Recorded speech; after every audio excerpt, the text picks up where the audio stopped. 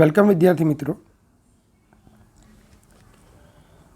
Mechanical properties of fluids એના session number 10માં આપનું હાર્દિક સ્વાગત છે. આપણું આજનું આ સેશન એ પૃષ્ઠતાણ સરફેસ ટેન્શનના કેટલાક ન્યુમેરિકલ્સ પર આધારિત છે. નાનું સેશન છે. આના પછી 2 થી 3 પ્રશ્નો કે જેને ક્લાસરૂમમાં જ હું સમજાવી શકું તેમ છું, વધુ સારી રીતે સમજાવી શકું તેમ છું. તો એ સિવાય તમામ પ્રોબ્લેમ્સ અહીં આપણે કમ્પ્લીટ કરીશું. તો 0.5 મિલીમીટર ત્રિજ્યાની એક કેસ નળીને પાણી ભરેલા પાત્રમાં શિરોલંબ રાખવામાં આવે છે. તો કેસ નળીમાં પાણીની મુક્ત સપાટીથી 5 સેન્ટીમીટર ઊંડાઈએ આવેલા બિંદુ અને વાતાવરણના દબાણનો તફાવત શોધો. પાણીનું પૃષ્ઠતાણ 0.075 ન્યૂટન પર મીટર છે. ક્વેશ્ચન શું છે વિદ્યાર્થી મિત્રો? આ કેસ નળી છે. એ બિંદુ વાતાવરણમાંનું બિંદુ છે અને ત્યાં દબાણ એટલે વાતાવરણનું દબાણ P એટમોસ્ફેરિક. બી બિંદુ મેનિસ્કસની નીચેની સપાટી પર એટલે કે પ્રવાહીમાંનું બિંદુ છે. બીથી 5 સેન્ટીમીટર અંતરે નીચે સી બિંદુ આવેલું છે. હવે આપણે શોધવાનું શું છે? સી બિંદુ પાસેનું દબાણ માઇનસ વાતાવરણનું દબાણ PA. તો PC માઇનસ PA શોધવાનું છે. હવે PC શોધવા માટે ખાસ ધ્યાન રાખજો, ઘણા વિદ્યાર્થીઓ ભૂલ કરે છે. આ પ્રવાહીમાંનું દબાણ છે તો બી બિંદુ પાસે પ્રવાહી પર કેટલું દબાણ છે? અહીંયા તમે PA ન લખી શકો. કેમ? આ સપાટી વક્ર છે. આપણે ઘણી વખત આવું લખતા કે આ સી બિંદુ કેટલી ઊંડાઈ આવેલું છે? H ઊંડાઈ. તો સી બિંદુ પાસે અહીંયા આપણે દબાણ લેતા PA અને PC બરાબર શું લખતા? PA plus H ρg. તો બરાબર જોજો, આ સપાટી કેવી હતી? સમતલ, ફ્લેટ, અને બંને તરફના દબાણ કેવા રહેતા હતા? સરખા. અને તેથી આપણે અહીંયા PA પ્લસ H ρg લખતા હતા. પણ અહીંયા તમારી સપાટી વક્ર નથી, સમતલ નથી, વક્ર છે. આ સ્થિતિમાં બી બિંદુ પાસેનું દબાણ તો PC બરાબર શું લખાશે? PB plus H ρg. શું લખાશે? PC is equal two PB plus H ρg. ચાલો તો જક ધ્યાન આપજો. PC બરાબર શું લખાશે? PB plus H ρg. ઘણા લોકોને આ ભૂલ થાય છે, સમજવામાં ભૂલ થાય છે. તો પહેલાં તો PB શોધવા માટે શું કરીએ? તો કે આ મેનિસ્કસ, એની એક તરફ એ બિંદુ, બીજી તરફ બી બિંદુ. અંતરગોળ એ તરફથી દેખાય છે તો PA માઇનસ PB બરાબર 2T/r.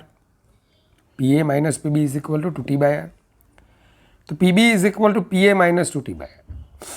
એ જ રીતે સી બિંદુ પાસે દબાણ PC બરાબર PB પ્લસ H ρg. તો PC is equal two PA minus 2T/r plus H ρg. માટે PC minus PA is equal two PC minus PA is equal two H ρg minus 2T/r. H ρg 2T અને આરની value મૂકી સાદુરૂપ આપો તો PC minus PA 190 newton પર metre square મળશે. ચાલો એક એક્ઝામ્પલ છે. સ્મોલ n નાના પાણીના બુંદોની સમાન ત્રિજ્યા સ્મોલ r છે. પાણીનું પૃષ્ઠતાણ કેપિટલ T છે. આ બુંદો એકબીજામાં ભળી જઈને r ત્રિજ્યાનું મોટું બુંદ બનાવે છે. તો આ પ્રક્રિયામાં મુક્ત થતી ઉર્જા જો સંપૂર્ણપણે ગતિ ઉર્જામાં રૂપાંતરિત થાય તો મોટા બુંદની ઝડપ શોધો. ચાલો ક્વેશ્ચન આવો આપ્યો છે. હવે તમને ખબર છે કે જ્યારે કોઈ સપાટીનું વિસ્તરણ થાય કે સંકોચન થાય, કરવું પડતું કાર્ય W બરાબર T ડેલ્ટા. આગળ બરાબર મેં સમજાવેલું તમને કે ધારો કે તમે ઉનાળાના બપોરે મોઢાને પાણીની છાલકથી ધુઓ છો અને જે ઠંડીનો અહેસાસ થાય છે, જે ઠંડકનો અહેસાસ થાય છે, એના કરતાં તમે મોઢા પર સ્પ્રે કરો, શું થશે? તો તમને વધારે ઠંડુ લાગશે. કેમ? તો કે જ્યારે મોટા જથ્થાનું બુંદ નાના નાના બુંદોમાં વિભાજિત થાય એટલે સપાટીનું ક્ષેત્રફળ વધી જાય. અસરકારક સપાટી, મુક્ત સપાટીનું ક્ષેત્રફળ વધે. આ મુક્ત સપાટીનું ક્ષેત્રફળ વધારવા માટે શું કરવું પડે? કાર્ય. અને કાર્યને અનુરૂપ જે ઉર્જા છે એ પૃષ્ઠતાણની જે ઉર્જા, પૃષ્ઠ ઉર્જા જેને કહેવાય, એના દ્વારા એ પ્રાપ્ત થાય છે. હવે આ દરમિયાન શું થાય? આ સપાટીનું તાપમાન ઘટે, તેથી પરિસર સાથે તાપીય સંતુલન મેળવવા માટે આજુબાજુની હવાનું શું કરે? આજુબાજુની ઉષ્માનું શું કરે? શોષણ. અને પરિણામે મોઢાની આજુબાજુ રહેલી જે ઉષ્મા ઉર્જા છે એનું શોષણ થતાં આપણને કેવું લાગે? ઠંડકનો અહેસાસ થાય. તો હવે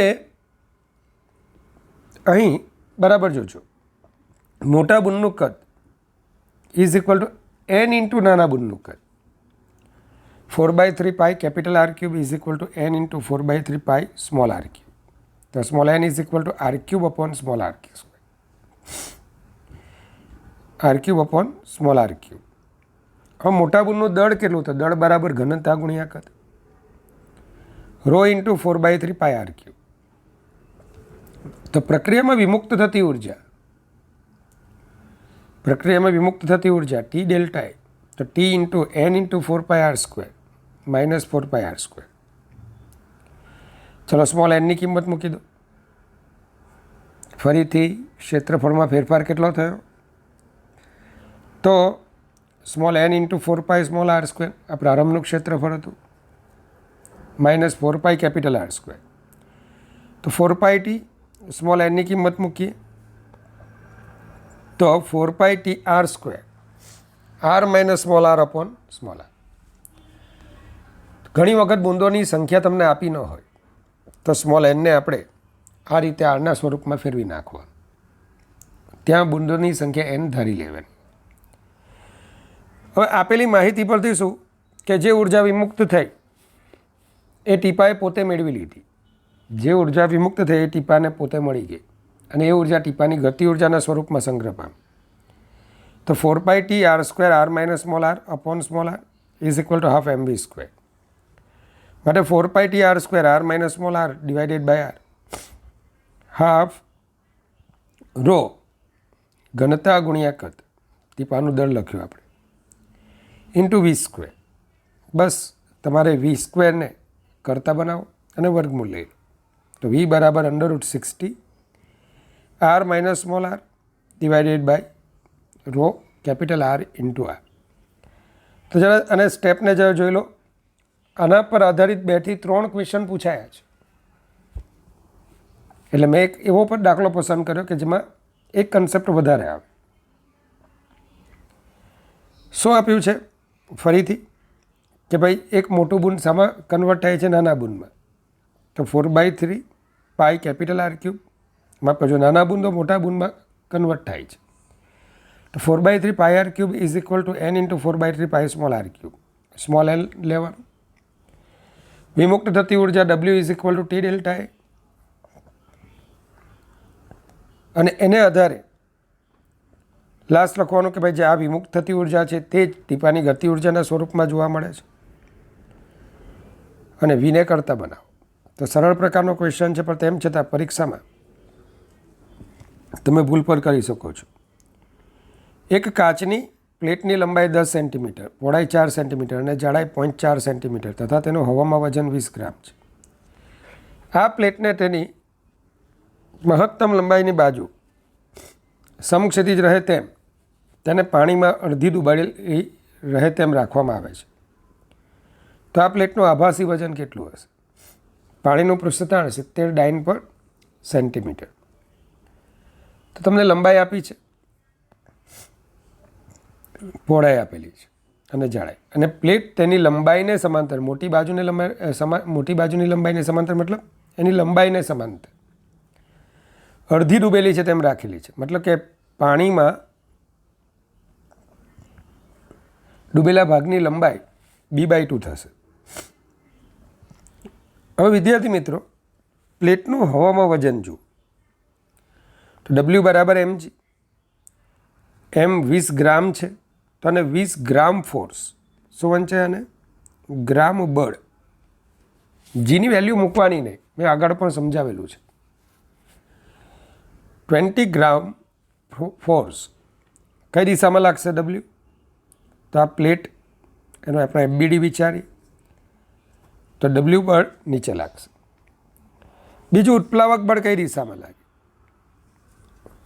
તો ઉત્પ્લાવક બળ એફબી ઉર્ધ્વ દિશામાં. કેટલું હશે? વિસ્થાપિત થયેલા પ્રવાહીના વજન જેટલું હશે. કેટલા કદનું પ્રવાહી વિસ્થાપિત થયું? તો ડૂબેલા ભાગનું કદ કેટલું? લંબાઈ એલ, પહોળાઈ B/2 ભાઈ ધ્યાન રાખજો B/2 જેટલી ડૂબેલી છે. લંબાઈ પહોળાઈ ગુણ્યા જાડાઈ બરાબર ટી. આટલું કદ ડૂબેલું છે. તો કદ ગુણ્યા ઘનતા એટલે દળ, વિસ્થાપિત થયેલા પ્રવાહીનું દળ ગુણ્યા જી એટલે ઉત્પ્લાવક બળ. સાદુરૂપ આપતા જીને જી જ રાખજો. ફક્ત તમારો એકમ અહીંયા ડાઇન લખવાને બદલે શું લખશો? ગ્રામ ફોર્સ. શું લખશો? અને ગ્રામ બળ. હવે ખાસ જોવા જેવું છે પૃષ્ઠતાણને લીધે લાગતું બળ. કોને લીધે લાગતું બળ? પૃષ્ઠતાણને લીધે. તો બરાબર જુઓ કે આ જે પ્લેટની કિનારી છે એના સંપર્કમાં રહેલા પ્રવાહીના અણુ પર બાકીના પ્રવાહીના અણુઓ કઈ દિશામાં બળ લગાડશે? નીચે તરફ. અહીં આપણે સંપર્ક કોણ 0 લઈ લીધો છે અને ન આપેલો હોય તો આવું જ લેવાનું. તો પરિણામી બળ ક્યાં લગાડશે? નીચે તરફ. પરિણામે પૃષ્ઠતાણનું બળ બંને કિનારી પરનું કુલ પૃષ્ઠતાણનું બળ. કારણ શું? આ બાજુ એલ લંબાઈની કિનારી છે, પાછળ એલ લંબાઈની કિનારી છે અને અહીંયા જે સપાટી તમને દેખાય છે એની પર ચોંટેલા અણુઓ પર નીચેના અણુઓ નીચે તરફ બળ લગાડે છે. ટૂંકમાં પ્લેટ પર લાગતું બળ જોવાનું છે. તો પૃષ્ઠતાણનું બળ પાછું નીચે લાગશે. FT લખી દઉં છું. કેટલું લાગશે? તો ભાઈ બે કિનારી છે તો 2TL. પણ ખાસ જોવા જેવું છે અહીંયા પ્લેટની જાડાઈ પણ તમને આપેલી છે એટલે પૃષ્ઠતાણનું બળ હવે જાડાઈ માટે પણ લાગવાનું. એટલે 2 લંબાઈ અને 2 જાડાઈ તો 2 ટાઈમ્સ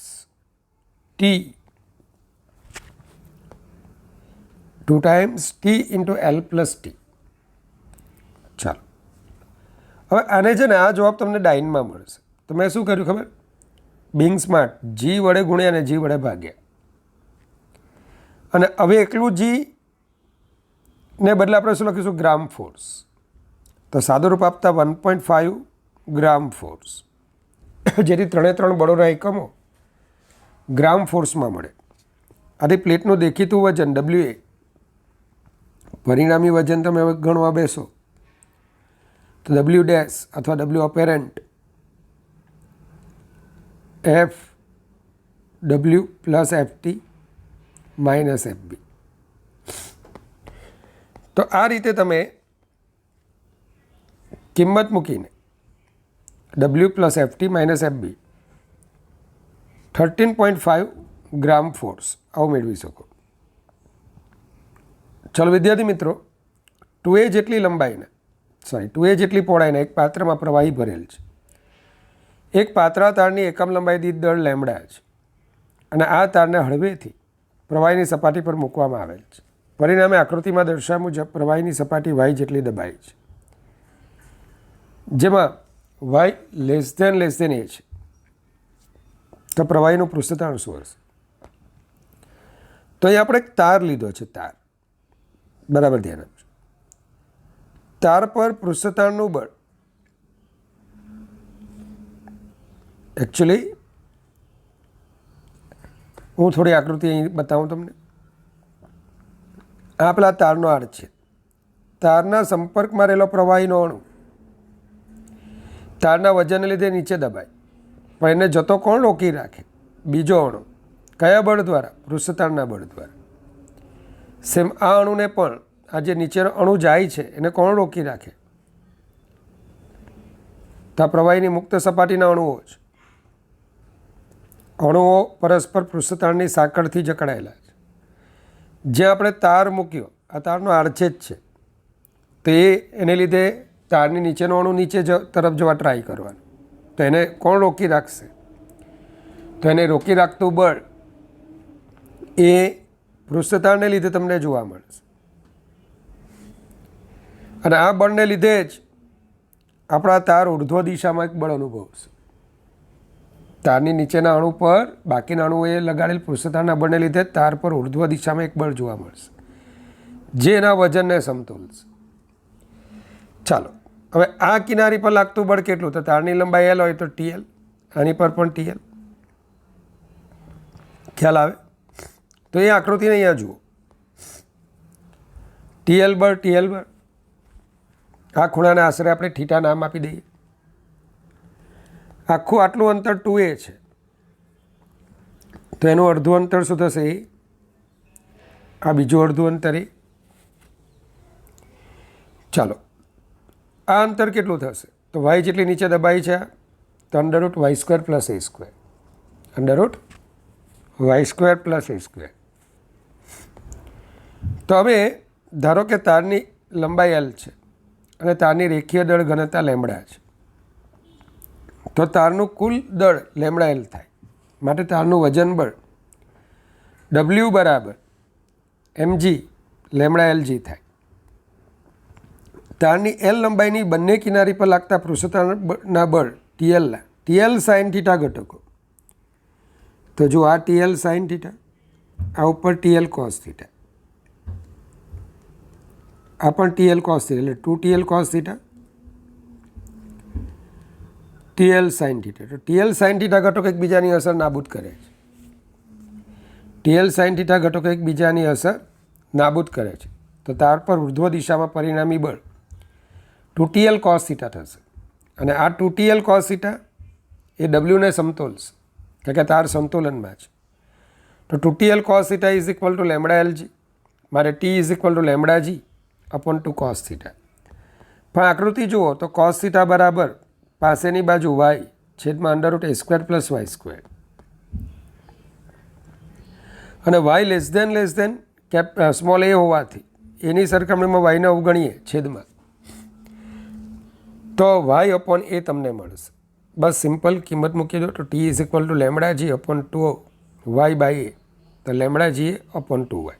આઈ થિંક નીટમાં પણ પૂછાયો છે અને JEEમાં પણ પૂછાયો છે, JEE એડવાન્સમાં.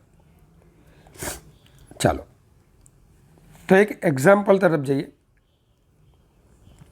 સાબુનું દ્રાવણ એક કેસ નળીના છેડામાંથી નીચે તરફ પડી રહ્યું છે. જ્યારે બૂંદ નળીમાંથી છૂટા પડવાની અણી પર હોય ત્યારે તેના ગળા પાસેનો વ્યાસ D હોય તો સાબુના દ્રાવણનું પૃષ્ઠતાણ શોધો. આ વખતે બૂંદનું દળ m છે. એકચ્યુઅલી બહુ સામાન્ય કક્ષાનો પ્રોબ્લેમ છે. નીટમાં પેપર સેટમાં આવો ક્વેશ્ચન હતો, પણ JEE એડવાન્સમાં જેને આપણે ડિસ્કશન ક્લાસરૂમમાં કરવાના છે, હું હંમેશા એ 2 પ્રોબ્લેમ છે એ આપણે ક્લાસરૂમમાં જો ડિસ્કસ કરું છું, જેથી વધુ સારો ન્યાય આપી શકું. એ વખતે તમે જોઈ શકશો કે આ દાખલામાં એક લિમિટેશન તમને જોવા મળશે. પણ ઠીક છે, ત્યારે નીટના લેવલ પર આ દાખલો બરાબર છે. તમે ડ્રોપર જોયો હશે, લગભગ આ ડ્રોપરને મળી આવતો સિદ્ધાંત છે કે એક પ્રવાહી અહીંથી વહી રહ્યું છે. હવે જ્યારે રકમ વાંચજો, આ બૂંદ નળીમાંથી છૂટા પડવાની અણી પર હોય ત્યારે તેના ગળા પાસેનો વ્યાસ D છે. આને ગળું કહેવાય, થ્રોટ. આ વ્યાસ કેટલો થાય છે? D છે. તો સાબુના દ્રાવણનું પૃષ્ઠતાણ શોધો. આ વખતે બૂંદનું દળ m છે. તો જરાક ધ્યાન આપજો. આ આપણા પેલા નળી અને અહીંથી આપણું આ બૂંદ પડવાની અણી પર છે. તો ધ્યાન રાખજો, આ જે બધા બૂંદના કિનારી પાસેના અણુઓ છે, કિનારી પરના અણુઓ, એ બૂંદના નજીકના અણુઓ પર પૃષ્ઠતાણનું બળ લગાડતા હોય. એકચ્યુઅલી આવું પૃષ્ઠતાણનું બળ આમ લાગતું હોય, આમ. પણ કોઈ માહિતી આપી ન હોય તો આપણે શું કરીશું? પરિણામી પૃષ્ઠતાણનું બળ ઉપર લઈશું, જે કિનારી પાસેના અણુઓ લગાડતા હોય છે.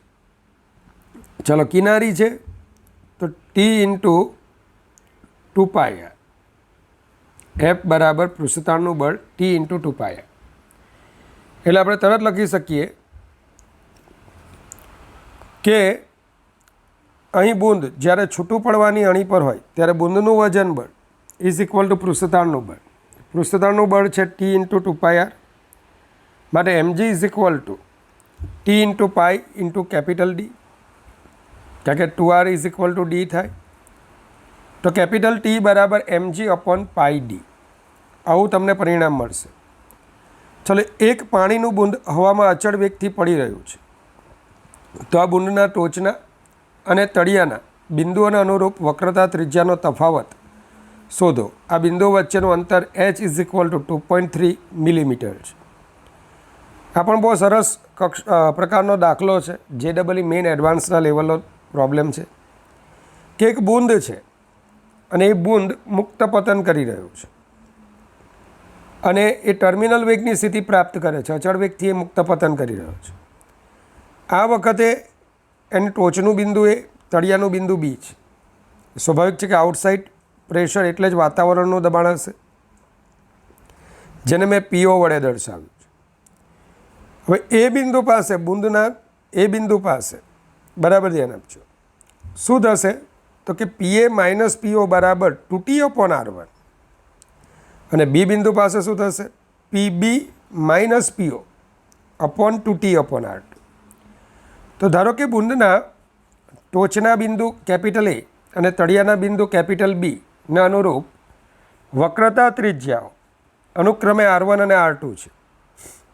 હવે એ બિંદુ પાસે બૂંદની અંદરનું દબાણ PA હોય તો PA માઇનસ PO બરાબર 2T અપોન R1, મતલબ કે PA બરાબર PO plus 2T upon R1. આ જ રીતે બી બિંદુ પાસે બૂંદની અંદરનું દબાણ PB હોય તો PB is equal two PO plus 2T upon R2 થાય. હવે આપણું આ બૂંદ અચળ વેગથી ગતિ કરતું હોવાથી PB ઇઝ ઇક્વલ ટુ બરાબર જો બર્નોલી સમીકરણ, આ બે બિંદુઓ લેવાના છે, બંને બિંદુઓ પાસે વેગ કેવો છે સરખો. બૂંદની સાઇઝને આપણે અવગણી નાખીએ એટલે કે H1 બરાબર H2 લઈ લઈએ. ખ્યાલ આવે?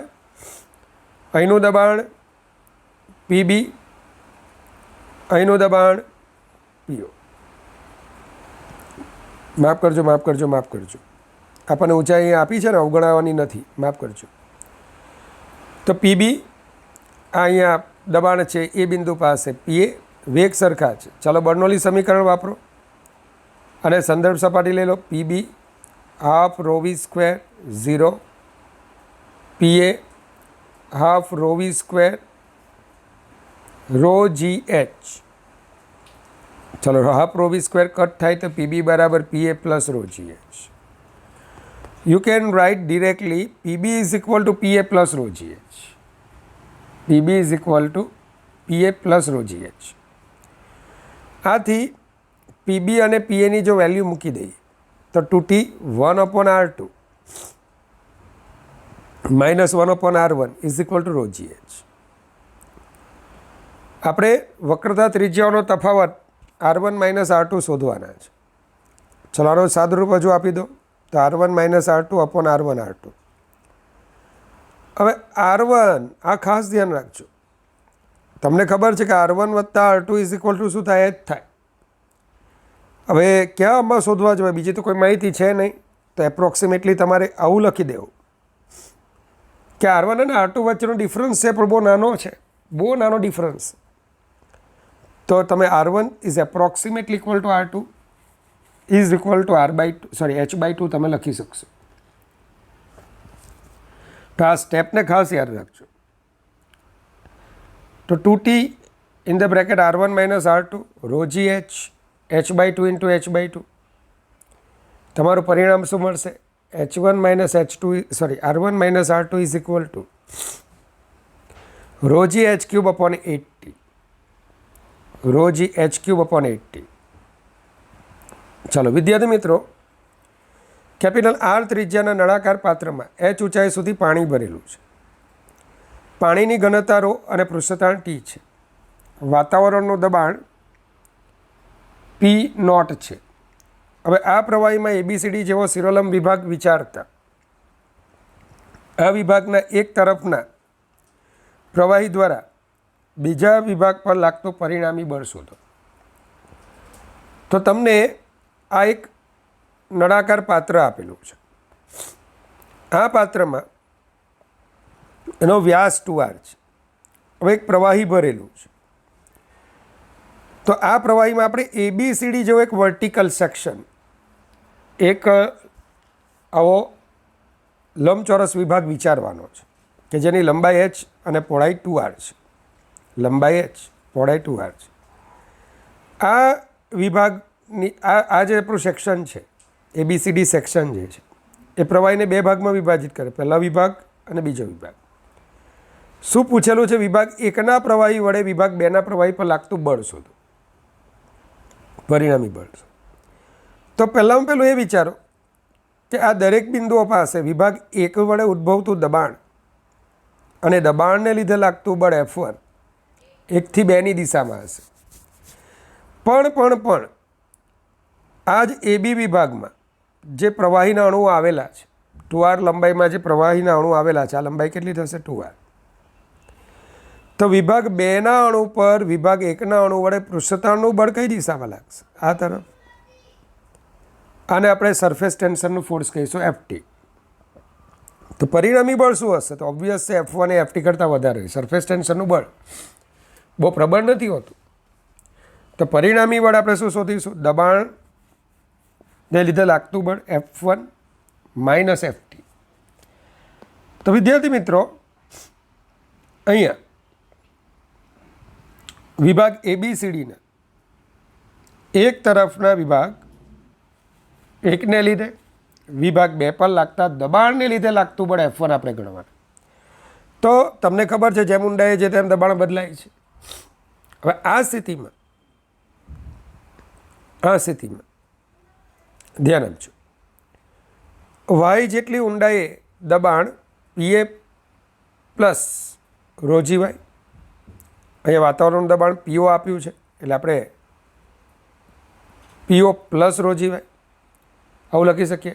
હવે 2r લંબાઈ, જેની લંબાઈ 2r છે અને પહોળાઈ dy છે. હવે સૂક્ષ્મ વિભાગ લઈએ અને આ વિભાગ પર લાગતું દબાણ શું છે? P છે. આ વિભાગનું ક્ષેત્રફળ શું થશે? તો લંબાઈ ગુણ્યા પહોળાઈ 2r dy. તો આ દબાણને લીધે આ સૂક્ષ્મ વિભાગ પર લાગતું બળ, 2r લંબાઈ અને dy પહોળાઈના સૂક્ષ્મ વિભાગ પર લાગતું બળ dF બરાબર P ઇન્ટુ dA. ચલો dA ની વેલ્યુ 2r dy, P ની વેલ્યુ મૂકી દઈએ PO plus ρg y dy. બસ હવે દબાણને લીધે કુલ બળ એટલે 0 થી h સુધી આવા જેટલા બળો ઉત્પન્ન થાય બધા બળોનો સરવાળો, મતલબ કે સંકલન. તો 2r PO plus ρg y dy, આ પદનું સંકલન લઈએ, 2r અચળ છે બહાર લઈએ. P0 ઇન્ટુ 1 dy, તો 1 dyનું સંકલન yની એક ઘાત છે y²/2. 2r P0h plus ρg h²/2. F1 2P0RH plus ρg RH². તો હવે પ્રવાહીની મુક્ત સપાટી પર 2r લંબાઈના રેખાખંડ પર પૃષ્ઠતાણનું બળ શું થશે? તો કે F2 is equal two T into 2r.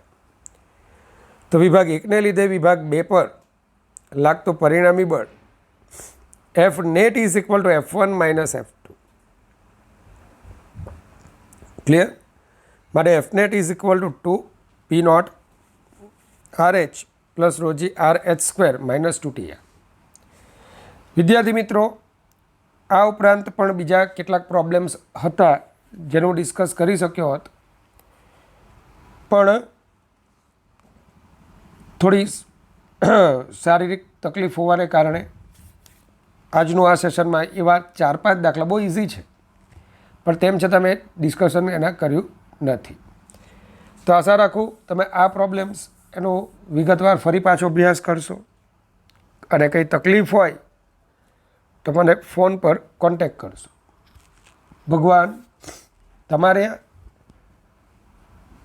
ઉજ્જવળ કારકિર્દીને ખૂબ સારા આશીર્વાદ આપે.